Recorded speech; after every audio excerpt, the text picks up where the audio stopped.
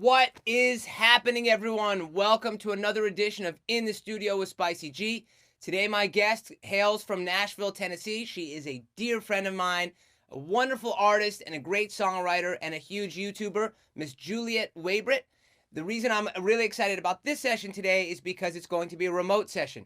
So she went ahead and sent me a song ahead of time, which I think is a great song. I worked on the track, then I worked on some lyrics, sent it back to her. We went back and forth on text with lyrics.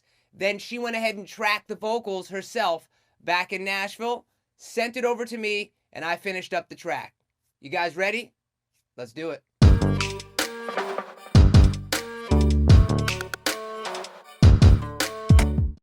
All right, everyone, I just got this voice memo from Juliet. This is of a song that she wrote, and I listened to it a couple times already, and I just think it's a great song. Here's a little bit of the chorus, and then once you kind of hear it, we're going to get started working on it.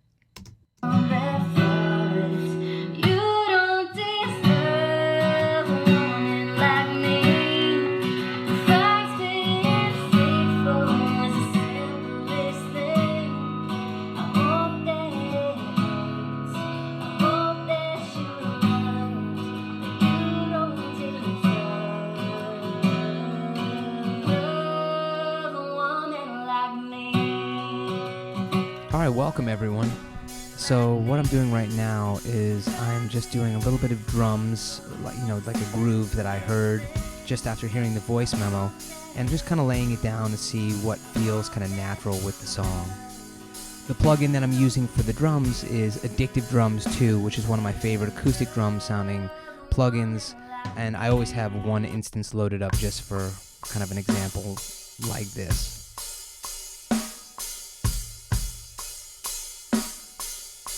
In many of the videos that I've done, I've just been dragging and dropping drum loops and chopping them up.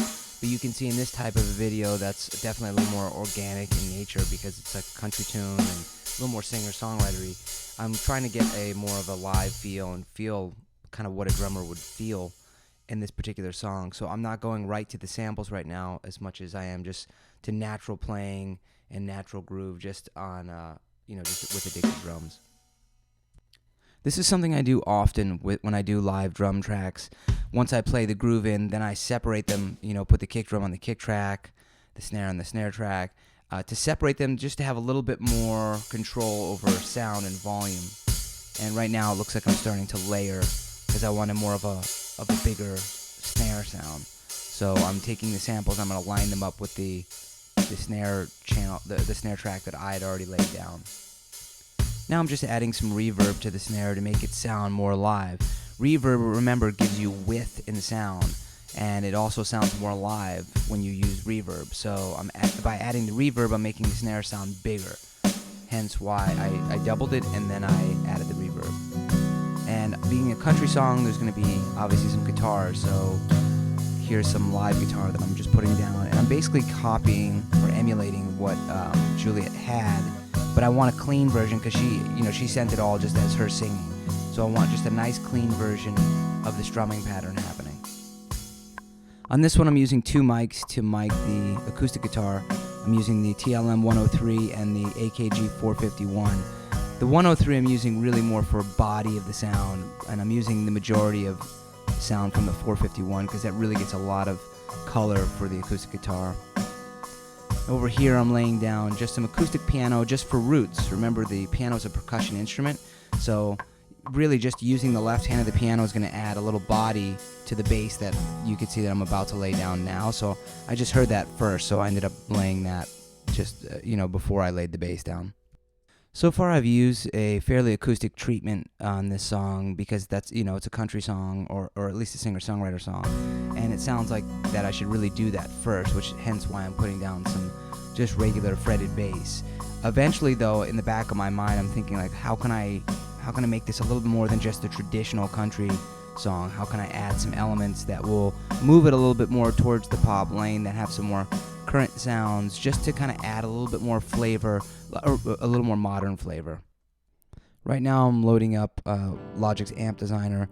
I'm going to lay down some power guitar chords for the chorus, and I'm going to do one for the left side and one for the right side. So the same exact thing, but I'm going to pan them hard left and hard right, and it's going to give the track a bit more body and definitely some power once we hit the chorus of the song.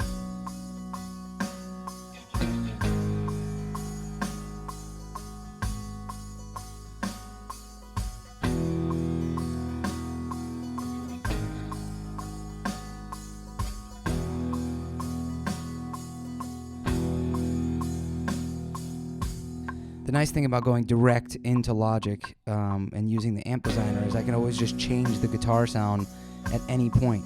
So I may not end up using this power guitar sound and I can manipulate it and play with it later, but it makes things a lot simpler just in the end. You know, I know in the traditional methods you record the actual guitar cabinet and you get this nice great guitar sound, but again, this is just to add body, so there's no point in me kind of going the extra mile just for this particular part in the song.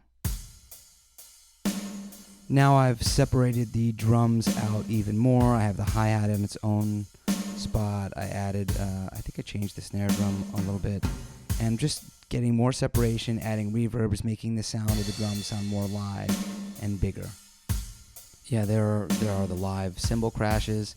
I'm also at some point going to change the levels of the hi-hat hits. So you can see I have the hi-hat hits kind of spread out, and I'm going to change the level of each hit because a normal player is not going to hit it evenly every time. So I do want to have some, different or variables in the hi-hat sound so that it sounds a bit more live. And as I mentioned earlier in the video, I do have my ear out for some more pop sounds. So you can see that I have a kind of a electronic piano-y type sound in the massive sound. Synth sound, so I just kind of laid that down just for some chords, a little bit more brightness at the chorus, and it's going to add a little bit more of a pop element rather than just having a traditional, like I said, just the piano alone. Now we have the synth happening a bit more.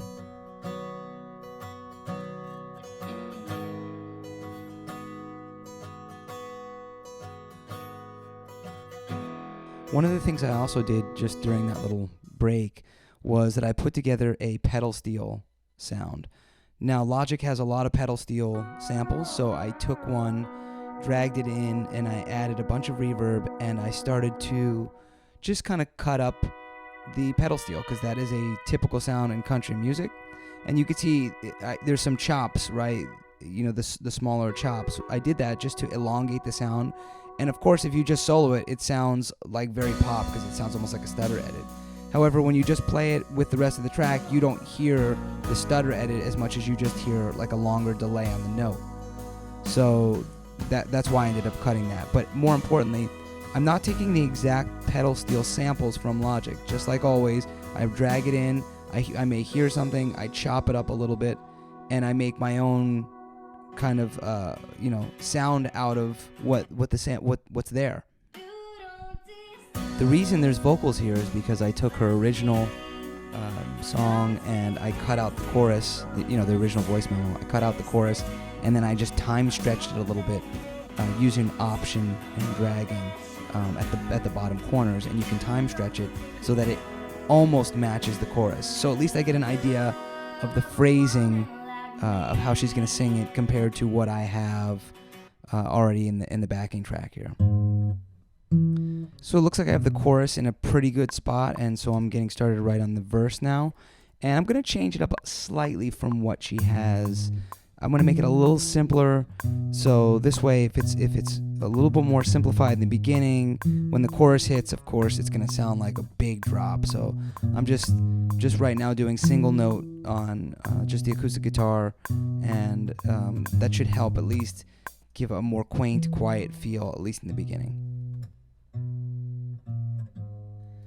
Here I'm just EQing out a lot of the low end in the acoustic guitar. It looks like from roughly about 150 hertz below is kind of gone, and then I'm just making a little bit more edits around the 200 hertz mark.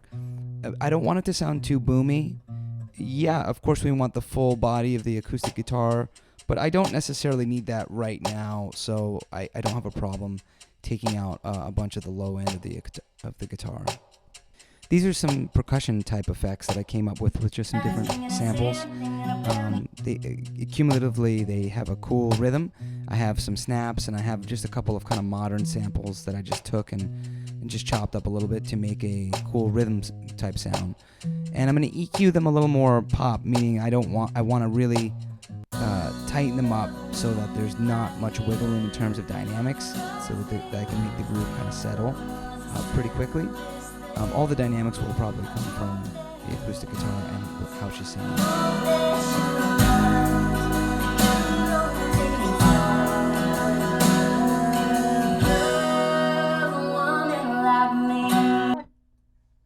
Over here, I'm going to be building a little bit more on the pedal steel sound. So I found a pedal steel sound in Logic that I liked, and I'm going to just chop it out. And I'm going to drag it on over and, again, try to manipulate it to make kind of my own idea of what I want here on the pedal steel.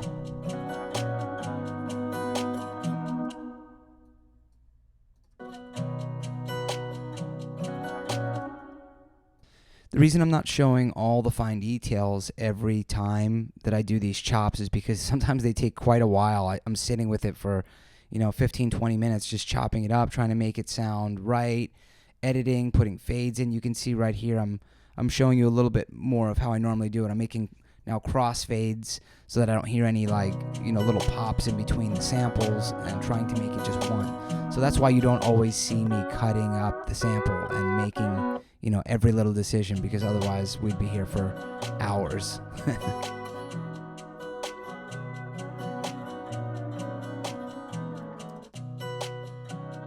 This country pop genre is one of my favorite genres to work in, mostly because it's done live a lot of the time, and here in LA we don't do a ton of it, but I just love it. I love acoustic music, and I love being able to kind of combine the two elements of acoustic stuff with some of the sample to add that just slight pop element to what's going on. Okay, over here I'm dragging in a reversed piano sound.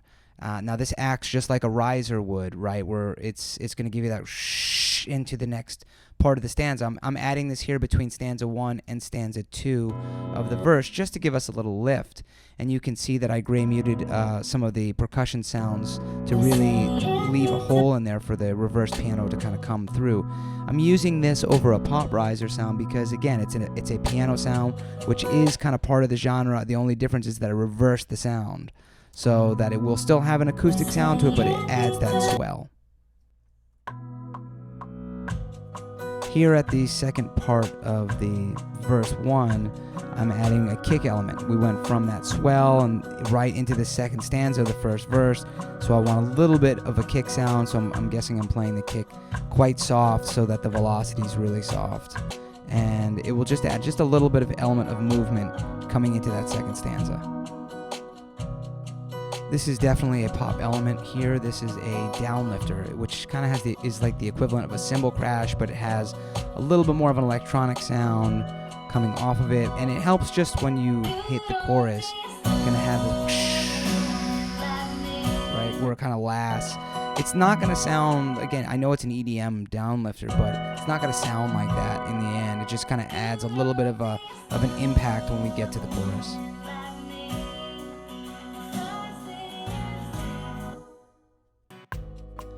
Just laying a little bit of bass down now for the second verse.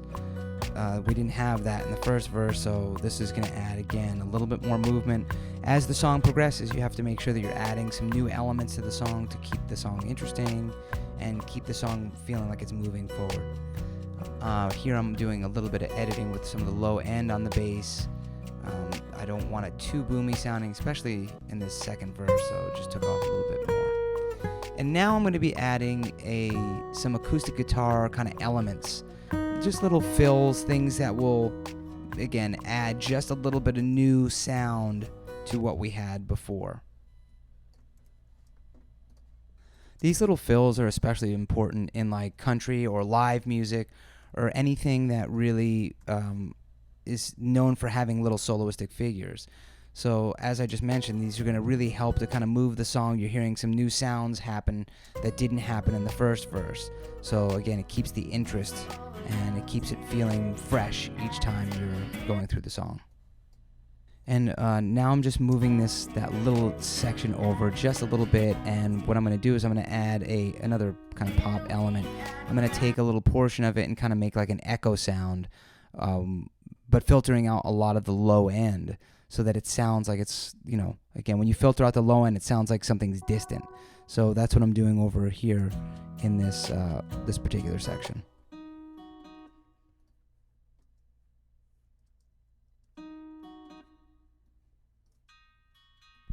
So you can see I just filtered out up to about 1500 hertz, and below is gone.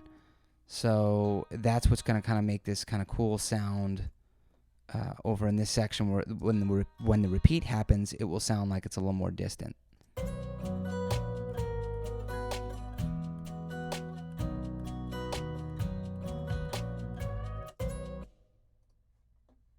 Over here, I'm in Addictive Drums 2, and what I'm going to be doing is adding some fills to different sections of the song. And Addictive Drums 2 has a ton of fills that are available for you to just kind of drag and drop. So what I do a lot of times is I keep it on play and I sync the tempo up, as you can see at the bottom right corner there. And I just go through the fills, and once I find one that I think is close or like, I drag it in there, and then I'll edit it to how I kind of hear the fill happening.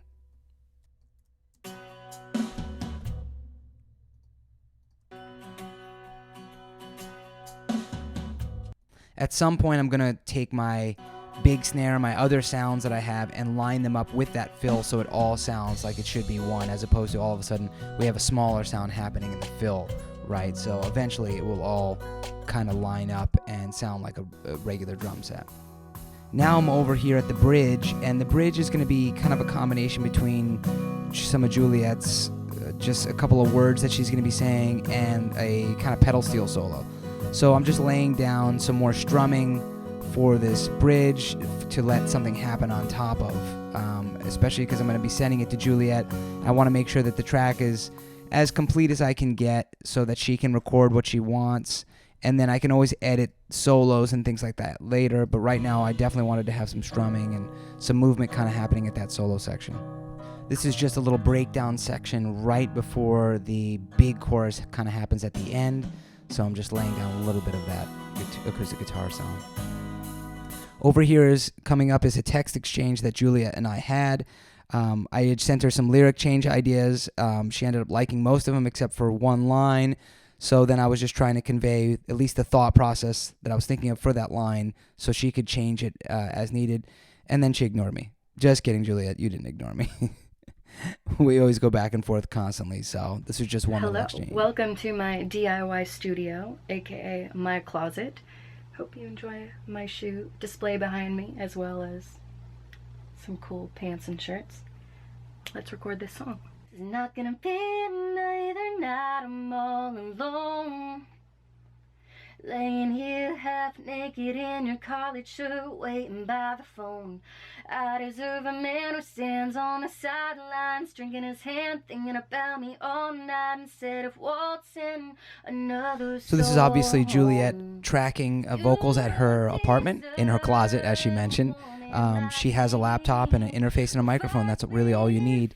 And she's been doing this forever. I mean, she's a big YouTuber, so she's great at doing video and audio. So it makes things much easier. I know she's going to do a good job with the recordings and just send them over, and then I can just drop them in. She uses Logic, so it's going to be really easy. I can just take the Logic session and import it, as you'll see a little bit later in the video. Thinking about my crappy ex-boyfriend when I'm recording this.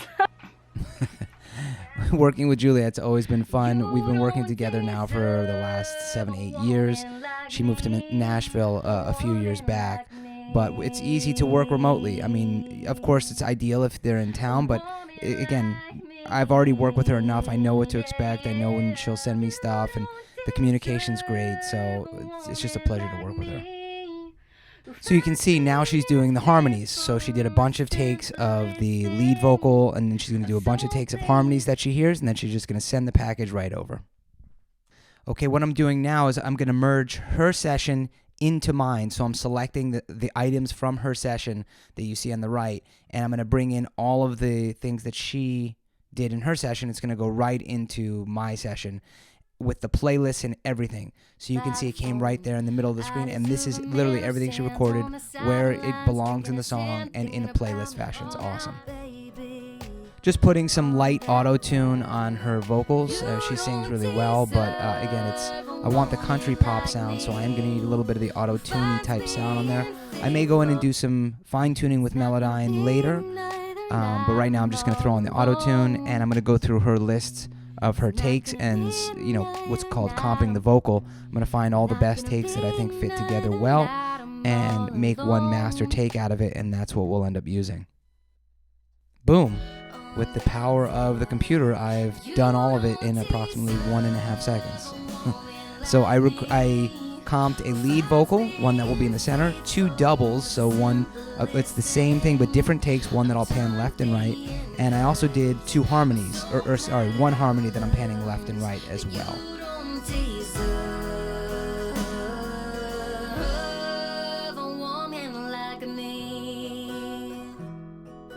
Just starting the comping of the second verse now. It's going to be the same thing where I'm selecting takes. You can see I'm kind of being, you got to be real precise about when you're comping, at least in Logic, this swipe comping, because you want the breaths to feel right. Otherwise, I'm going to have to go back in and edit that if if there's like a double breath, like, right, because you know it's an edit. So you have to really be conscious and careful as to where you're doing your edits. One of the final parts over here is that I just comped the ad-libs, which is another section that usually happens like at the end of the song, usually in the last double chorus. So I comp the ad-libs and I'm throwing them in and I'm editing them now. You know, once I tune the track or you know, once I've made my comp, then like I said, I bounce it to a fresh track so that I'm able to edit it more easily because it's not in a playlist. So right now I took some of her ad-libs and kind of mixed and matched them where I thought they should go. You can always move them. They don't just have to go where she put them. And now I'm just looking for good spacing for the ad-libs. Right now I'm just kind of organizing my session just a little bit more. There is a quiet chorus. You can see I labeled that as soft chorus. So I'm going to use a little bit different effects. So right now I'm taking off the CLA 76 because that's kind of a harsh compressor. So I'm taking that off. I'm also going to add probably a little bit more low end than I normally would because it's such an exposed part. I really want a little bit more of the voice. So I took off some of the higher end because normally you're dialing in a lot of high end to cut through the mix. Right now there's only going to be just guitar and her, so I really want it to be a little more natural sounding.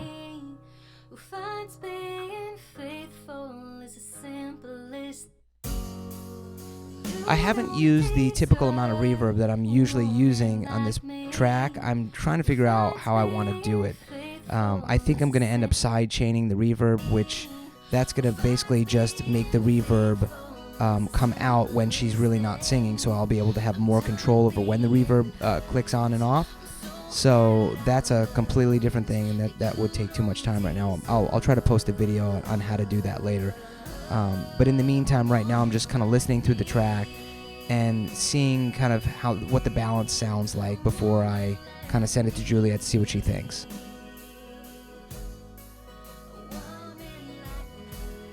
So I'm going to be going through doing a bunch of EQ moves, doing some compressor moves, just to really tighten the overall recording, right? If I need to bring things out. Notice I'm not going to really be mixing the track right now. I don't even know if it's really done. I want to see what Juliet thinks, and I'm sure I'm going to want to do another round of production, just adding maybe a few more elements to make things bigger or smaller or more intimate at certain points. So that's really what we're trying to do right now. It looks like we're about out of time for this episode. Hope you got a lot of information out of here, especially in the kind of the acoustic world, recording country music. There's not too many videos out there on making country music or singer-songwriter music, so hopefully that helped you. As always, if you have any comments or suggestions, please feel free to hit me down in the box below, and I'll get back to you. Normally I post the track down below for those of you who want it. However, this is going to be pitched for artists and possibly for sync, so I'm not sure when this will be available for free, but I'm going to try to just post up a portion of the song. This way you can take a listen to it without the narration on top of it. If you liked the vid and it helped you learn some things, please feel free to hit the subscribe button. And also feel free to check out some of my other videos where I'm working on different genres of music. All right, folks. Peace. Spicy G.